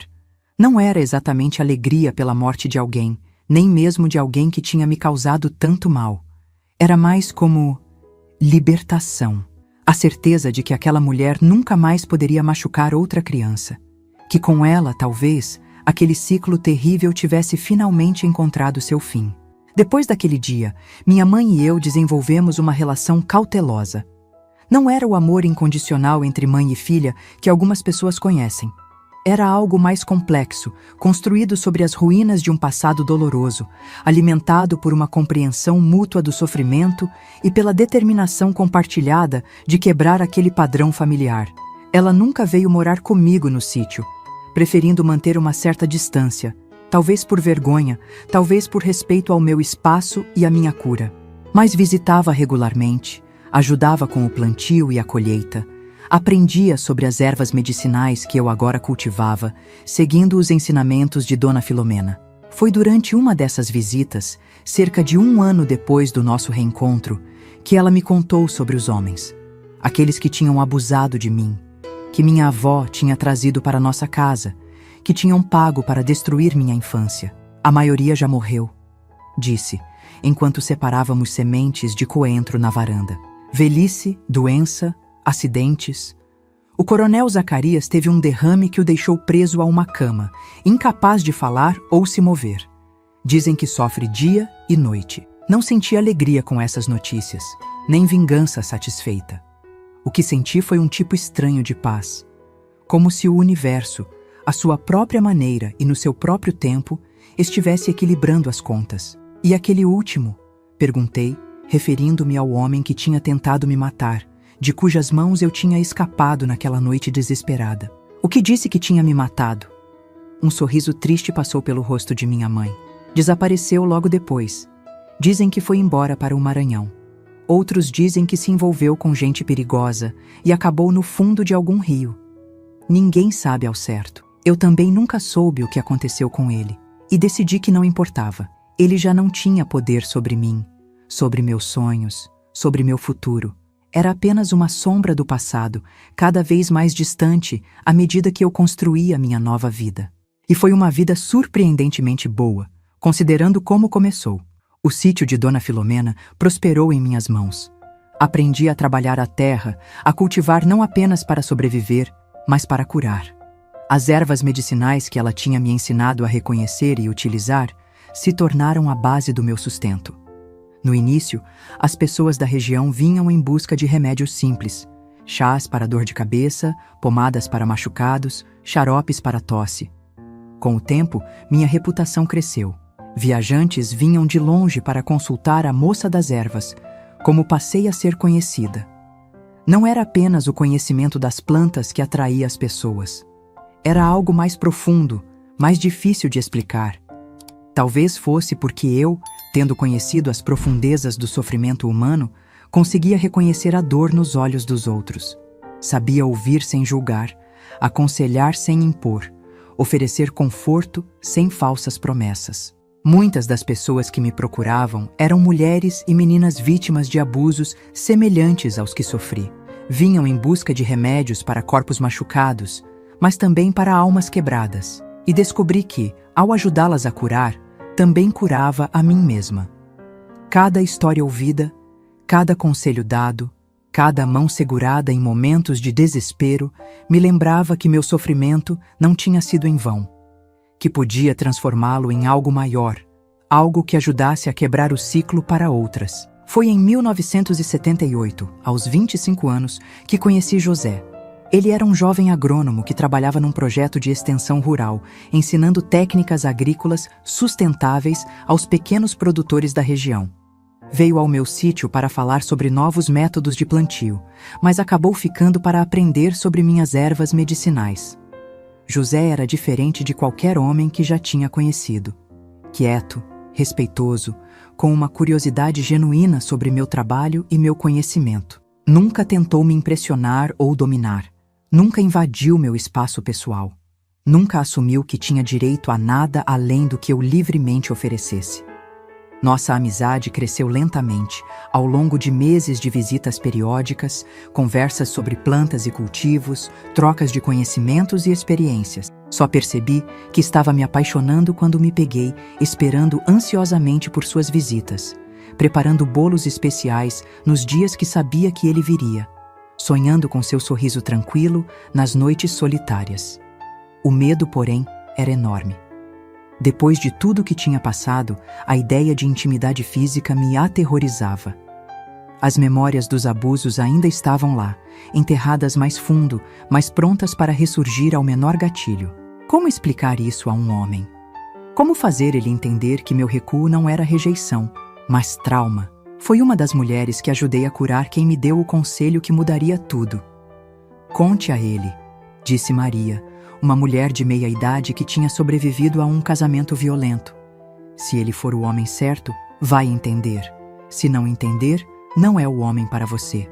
Reunindo toda a coragem que tinha, numa tarde de chuva fina que deixava o ar perfumado com o cheiro de terra molhada, contei a José partes da minha história. Não todos os detalhes sórdidos, alguns horrores são pesados demais para compartilhar, mas o suficiente para que entendesse por que eu tremia quando ele chegava muito perto, por que ficava tensa quando estávamos sozinhos, por que precisaria de tempo e paciência infinita se quisesse construir algo comigo. Ele ouviu em silêncio, os olhos fixos nos meus, lágrimas não derramadas brilhando ocasionalmente. Quando terminei, esperava ver pena, talvez repulsa, ou aquela curiosidade mórbida que muitas pessoas têm diante do sofrimento alheio. O que vi foi respeito, profundo, sincero respeito. Obrigado por confiar em mim com sua história, ele disse simplesmente. Deve ter exigido muita coragem. Quero que saiba que nunca, jamais, farei qualquer coisa que te cause medo ou desconforto. Podemos ir no seu ritmo, sempre. E se esse ritmo for nunca ultrapassar a amizade, está tudo bem também. Casamos 1 ano depois, numa cerimônia simples no próprio sítio. Apenas alguns amigos próximos, minha mãe e o filho de Dona Filomena, que veio especialmente para a ocasião. Plantei flores ao redor da roseira do anjinho, que agora estava grande e frondosa, para que ela também participasse de alguma forma daquele momento de alegria. Nossa vida juntos teve seus desafios, claro. Houve noites em que acordei gritando, presa em pesadelos onde mãos ásperas ainda me machucavam.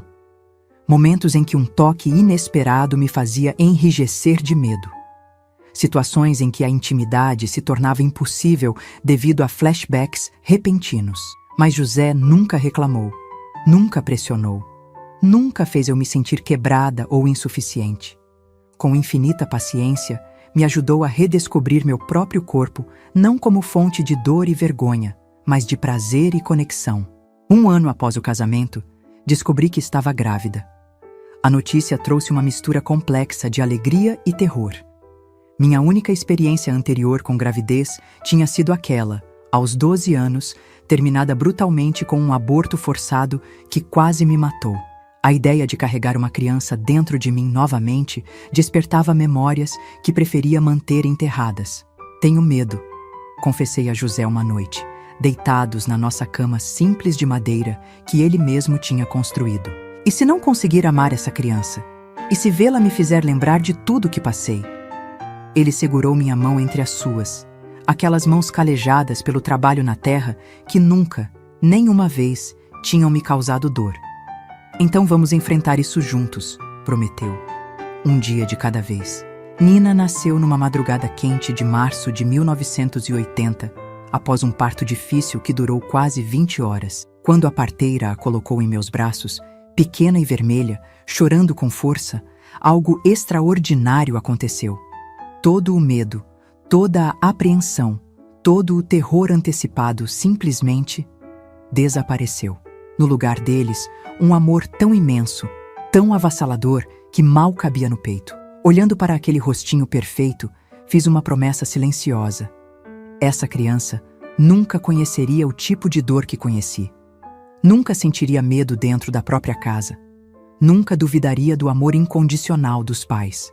E, acima de tudo, nunca, jamais seria forçada a crescer antes do tempo. Nina foi a primeira de 3 filhos. Depois vieram Mateus e Clara, cada um trazendo mais luz e amor para nossa família. Criei-os com uma combinação de proteção feroz e liberdade cuidadosa. Queria que fossem fortes, independentes, capazes de reconhecer o perigo, mas sem o peso esmagador da desconfiança que eu carregava. Contei minha história para eles quando estavam crescidos o suficiente para entender. Não todos os detalhes horríveis, mas o suficiente para que soubessem de onde vinham, que ciclos tínhamos quebrado, que escolhas tínhamos feito para garantir que o passado não determinasse o futuro. Vovó, Nina me disse uma vez, já adulta, com filhos próprios, como conseguiu? Como sobreviveu a tudo isso? E ainda assim, se tornou alguém tão cheia de amor? A pergunta me pegou de surpresa. Nunca tinha pensado nisso nesses termos. Sobreviver tinha sido instinto. Amar tinha sido escolha. Dia após dia, decisão após decisão, escolhendo não deixar que o ódio e o ressentimento envenenassem o que tinha conseguido construir. Tive ajuda, respondi finalmente. Dona Filomena, as freiras do abrigo, seu pai, pessoas que me mostraram que havia bondade no mundo, mesmo depois de eu ter conhecido o pior dele. E tive vocês, meus filhos, que me deram uma razão para quebrar o ciclo, para ser melhor do que aqueles que vieram antes de mim. Hoje, aos 72 anos, olhando para trás, para a longa estrada que percorri desde aquela menina de 7 anos sendo levada pela primeira vez para fazer serviço, sinto uma espécie de paz que nunca achei possível. Não é uma paz perfeita. As cicatrizes ainda estão lá. Algumas noites ainda são longas. Alguns gatilhos ainda podem me transportar momentaneamente de volta àqueles quartos escuros. mas é uma paz real, construída não na negação do sofrimento, mas na sua transformação. Uma paz que vem de saber que, apesar de tudo que tentaram tirar de mim, inocência, dignidade, até a própria vida, não conseguiram tirar minha capacidade de amar, de curar, de crescer. A menina que correu nua por uma estrada de terra, sangrando e aterrorizada, encontrou não apenas refúgio, mas propósito. O ciclo de gerações de abusos, que parecia destinado a continuar, foi quebrado por minhas mãos, por minhas escolhas, por minha recusa em aceitar que a dor fosse tudo que a vida tinha a oferecer. E se há uma lição que gostaria de deixar para quem ouve minha história, é esta: não importa quão profunda seja a escuridão, há sempre um caminho para a luz. Não importa quantas vezes tentem quebrar você, há sempre a possibilidade de se reconstruir, mais forte, mais sábia, mais completa. A cura não apaga as cicatrizes, mas as transforma em marcas de uma batalha vencida, de uma vida reclamada. O tempo tem um jeito curioso de passar.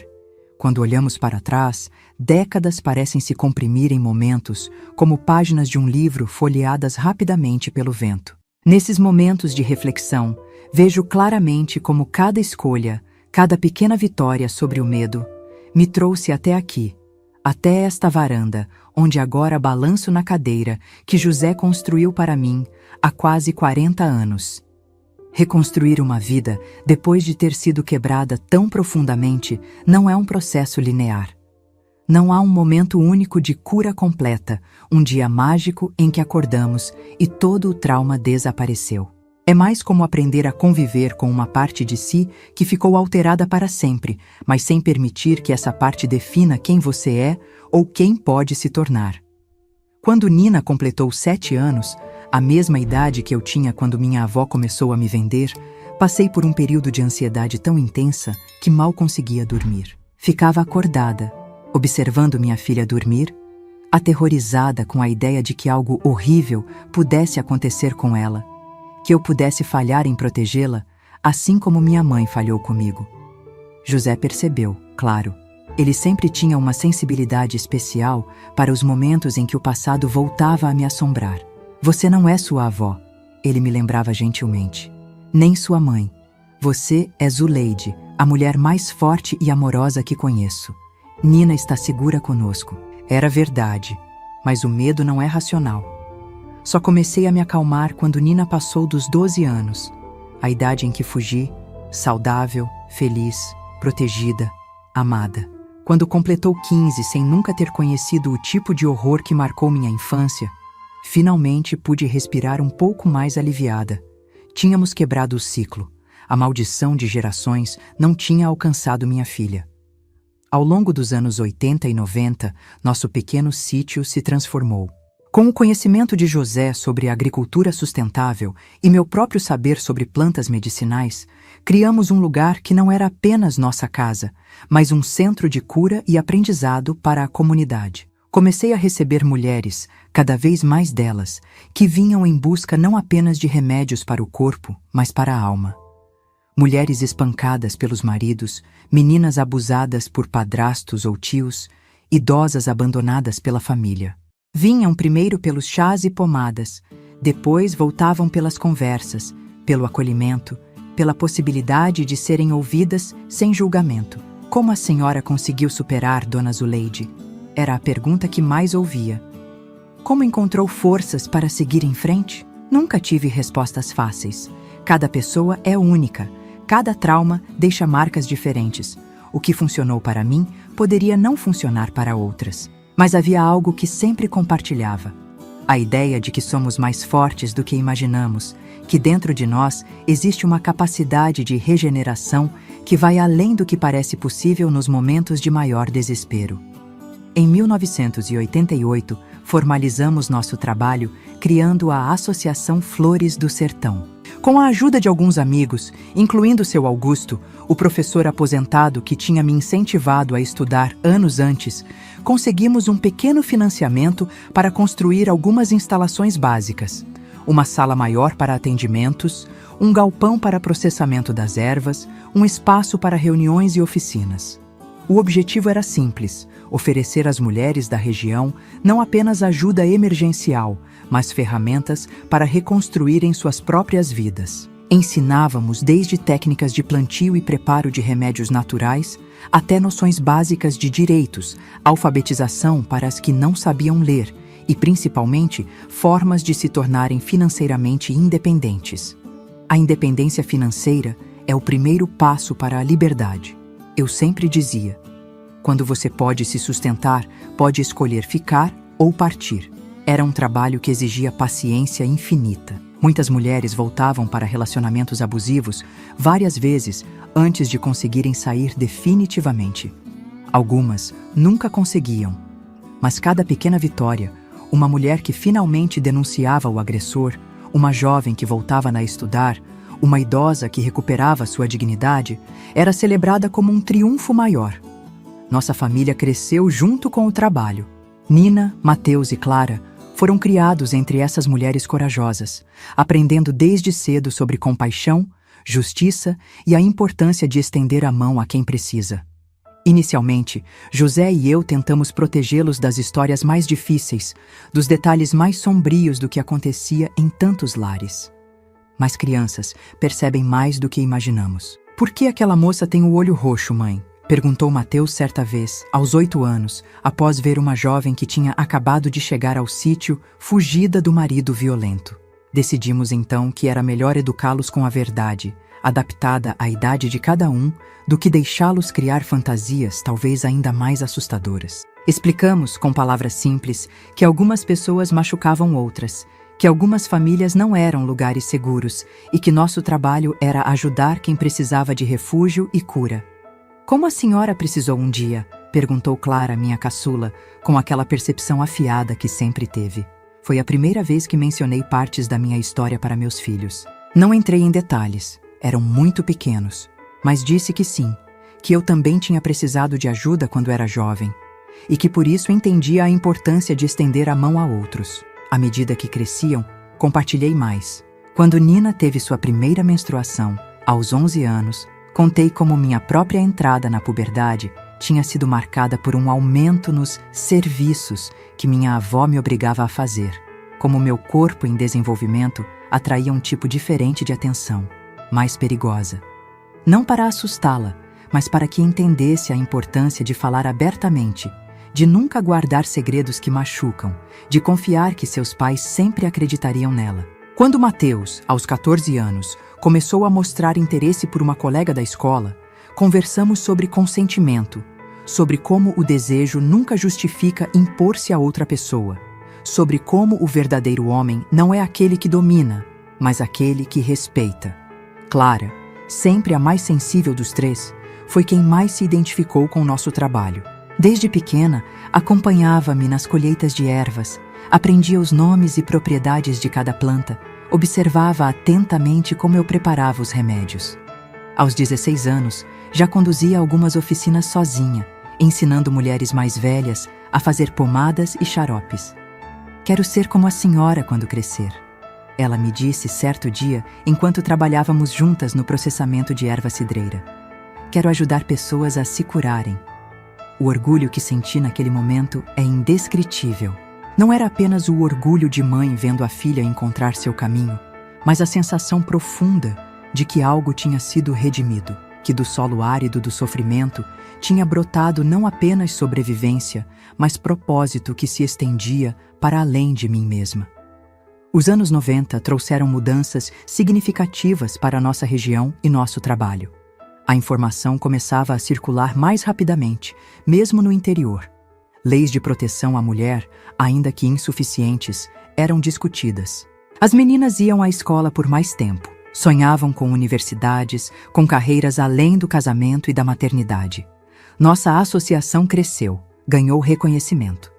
Começamos a receber visitas de grupos de outras cidades, de estudantes universitários interessados em medicina tradicional, de pesquisadores documentando saberes populares. Em 1997, fui convidada para falar num congresso em Salvador sobre práticas de cura tradicionais. Eu, que mal tinha concluído o ensino básico diante de médicos, antropólogos, cientistas, O medo foi imenso. Quem era eu para falar com aquelas pessoas cheias de diplomas e conhecimento formal? O que tinha para oferecer além de histórias e experiências pessoais? Exatamente isso, disse José, sempre meu maior apoiador. Suas histórias e experiências são seu maior tesouro. São reais, são vividas, são verdadeiras. Eles podem ter estudado nos livros, mas você aprendeu na própria pele. Aquela palestra foi um divisor de águas. Falei sobre as plantas que usava, claro, sobre os métodos de preparo, sobre os resultados que via. Mas falei principalmente sobre cura como processo holístico, que não adianta tratar o corpo se a alma continua doente, que muitas das enfermidades que tratava tinham raízes não em bactérias ou vírus, mas em violências diversas, em corações partidos, em espíritos esmagados por anos de abuso. Não revelei minha história pessoal naquela ocasião. Ainda não estava pronta para expor meu passado tão publicamente. Mas falei como quem conhece o território do sofrimento por dentro, não apenas como observadora distante. E isso fez toda a diferença. Depois daquela palestra, nosso trabalho ganhou ainda mais visibilidade. Recebemos apoio de ONGs nacionais e internacionais, conseguimos expandir nossas instalações, oferecer mais serviços. Em 2001, inauguramos a Casa das Flores, um abrigo temporário para mulheres em situação de violência extrema, que precisavam de um lugar seguro para ficar enquanto reconstruíam suas vidas. Foi uma cerimônia simples, mas significativa. Nina, já formada em psicologia, assumiu a coordenação do abrigo. Mateus, que tinha seguido os passos do pai na agronomia, cuidava da parte produtiva do sítio, desenvolvendo cultivos sustentáveis que ajudavam a manter economicamente nossa estrutura cada vez maior. Clara, que optou por estudar enfermagem, dividia seu tempo entre o hospital regional e nosso centro de atendimento. Minha mãe esteve presente na inauguração. Nossa relação tinha melhorado com os anos, embora nunca tenha se tornado completamente livre das sombras do passado. Ela nunca mais se casou, dedicando-se a trabalhos voluntários com crianças órfãs. Uma forma de redenção, talvez, por não ter conseguido me proteger. Você conseguiu, filha, ela disse, olhando para a placa simples que identificava a Casa das Flores. Transformou a dor em algo belo. Era verdade. Aquele lugar representava tudo que eu não tive: segurança, acolhimento, a possibilidade de recomeçar sem medo. Cada mulher que passava por nossas portas tinha a chance que me foi negada durante tantos anos.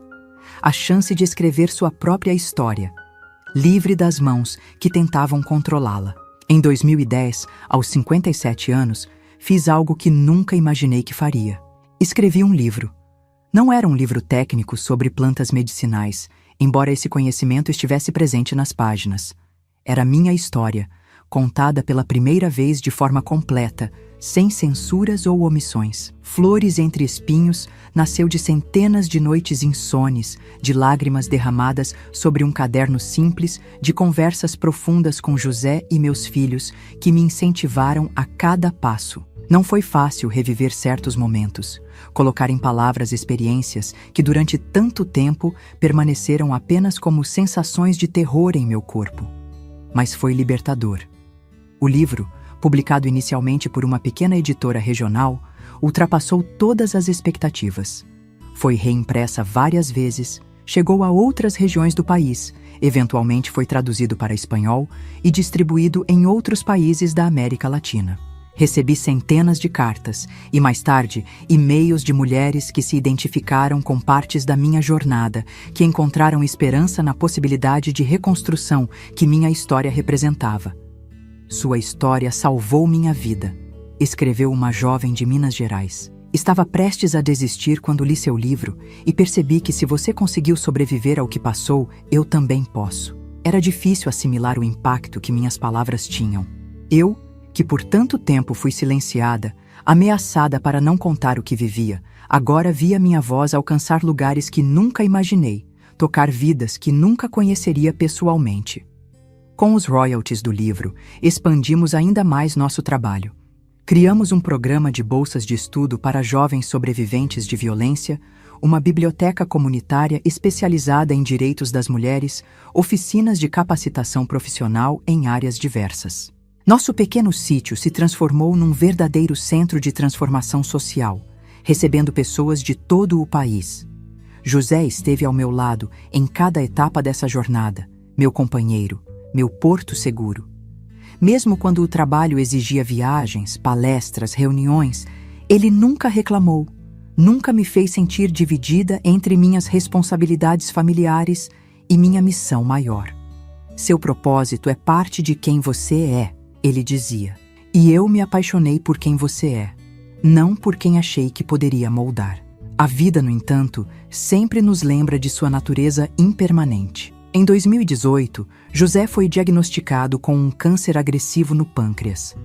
Em apenas 6 meses, o homem forte que tinha sido meu apoio por mais de 4 décadas definhou diante dos meus olhos, consumido pela doença que nem os melhores tratamentos conseguiram deter. Sua partida foi tranquila, em casa, cercado por mim, nossos filhos e netos. Não tenho arrependimentos, foram suas últimas palavras para mim. Vivemos uma vida boa, Zuleide, uma vida de amor e propósito. O luto foi profundo, mas diferente de qualquer dor que já tinha experimentado. Não era o desespero corrosivo do trauma, mas uma tristeza luminosa, tecida com fios de gratidão por tudo que tínhamos compartilhado. Chorei, não porque nossa história tinha terminado tragicamente, mas porque tinha sido bela demais para não deixar saudade. Os anos seguintes foram de ajustes, de descobrir como continuar sem aquele que tinha sido meu parceiro de vida por tanto tempo. Nossos filhos temiam que eu me isolasse, que perdesse o interesse pelo trabalho que tinha sido nossa paixão compartilhada. Mas descobri que o legado de José continuava vivo não apenas nos traços de nossos filhos e netos, mas na própria estrutura do que tínhamos construído juntos. Aos 65 anos, decidi que era hora de passar o bastão. Nina, Mateus e Clara já administravam grande parte das atividades da associação. Uma nova geração de mulheres, muitas delas filhas e até netas das primeiras que ajudamos, estava assumindo posições de liderança, trazendo ideias frescas, abordagens inovadoras. Não me afastei completamente, claro. Continuei orientando, aconselhando, compartilhando o conhecimento acumulado em décadas de trabalho. Mas permiti-me reduzir o ritmo, dedicar mais tempo a coisas simples, como cultivar meu jardim, fazer biscoitos com meus netos, observar o pôr do sol da minha varanda com um chá de erva cidreira nas mãos. Em 2021, aos 68 anos, recebi uma ligação que me deixou sem palavras. Era do Ministério dos Direitos Humanos, informando que eu tinha sido indicada para receber a Medalha de Direitos Humanos, uma das mais altas condecorações do país na área. A cerimônia em Brasília foi surreal. Eu, uma menina do interior da Bahia que aos 7 anos foi vendida pela própria avó, agora sendo aplaudida de pé por autoridades, ativistas, personalidades. Quando chamaram meu nome e li a citação: por sua contribuição extraordinária na luta contra a violência sexual infantil e na criação de metodologias inovadoras de acolhimento e recuperação de sobreviventes. Tive que segurar as lágrimas. No discurso de agradecimento, falei sobre aquela menina de 7 anos, sobre como ela correu nua por uma estrada de terra para escapar do horror, sobre como encontrou mãos estendidas que a ajudaram a se reconstruir. Falei sobre como cada um de nós pode ser essa mão estendida para alguém em desespero, como pequenos atos de bondade podem literalmente salvar vidas. Nenhuma criança deveria passar pelo que passei, concluí. Mas enquanto essa realidade ainda existir, precisamos garantir que exista também esperança do outro lado. Que para cada agressor haja 10 protetores. Que para cada abuso haja 100 atos de cura. Que para cada trauma haja 1000 possibilidades de reconstrução. Hoje, aos 72 anos, olhando para trás, vejo não apenas a dor e o horror que marcaram minha infância, mas também a longa e extraordinária jornada de reconstrução que veio depois. Vejo as centenas de mulheres e crianças que passaram pela Casa das Flores, muitas delas agora construindo suas próprias histórias de superação. Vejo meus filhos e netos crescendo sem o peso do ciclo de violência que marcou gerações da minha família antes deles. Vejo a roseira do anjinho, agora enorme, cercada por outras flores plantadas por diferentes mãos ao longo dos anos. Um jardim de cura literal e simbólico. E percebo que, de alguma forma misteriosa e profunda, nada foi em vão. Que cada lágrima derramada, cada ferida infligida, cada noite de terror se transformou, através de escolhas conscientes e trabalho constante, em ferramentas para curar não apenas a mim mesma, mas a incontáveis outros. Esta é a alquimia da vida. Nossa capacidade de transformar o chumbo do sofrimento no ouro da sabedoria e compaixão. Não é magia, é trabalho árduo. Não acontece da noite para o dia, mas ao longo de décadas de pequenas escolhas diárias para não se entregar à amargura, ao ódio, ao desespero. Meus queridos que me escutam agora, se esta história tocou seu coração de alguma forma, peço que deixem seu like, se inscrevam no canal e compartilhem com alguém que possa precisar ouvir que a reconstrução é possível, que o fim de um pesadelo pode ser o começo de uma vida significativa. E não esqueçam de entrar no nosso grupo do WhatsApp. O link está na descrição do vídeo. Lá, todos os dias compartilhamos histórias reais de outras vovós como eu, mulheres que carregam em suas rugas não apenas o peso dos anos, mas a sabedoria conquistada nas trincheiras da vida. Também enviamos dicas de autocuidado, reflexões sobre cura e superação, e criamos uma rede de apoio para quem está passando por momentos difíceis. Porque ninguém deveria enfrentar seus demônios sozinho. Ninguém deveria carregar o peso do trauma sem uma mão amiga para dividir a carga. Se você está passando por algo difícil agora, saiba que não está só. Há sempre um caminho para a cura, sempre uma possibilidade de reconstrução, sempre uma nova manhã esperando após a noite mais escura. Esta vovó que vos fala já viu o pior e o melhor da humanidade e escolhe acreditar no melhor todos os dias. Você também pode fazer essa escolha. Obrigada por me ouvirem até aqui. Que Deus proteja o caminho de cada um de vocês e que nunca falte coragem para transformar dor em propósito, trauma em sabedoria e cicatrizes em mapas para guiar outros à liberdade.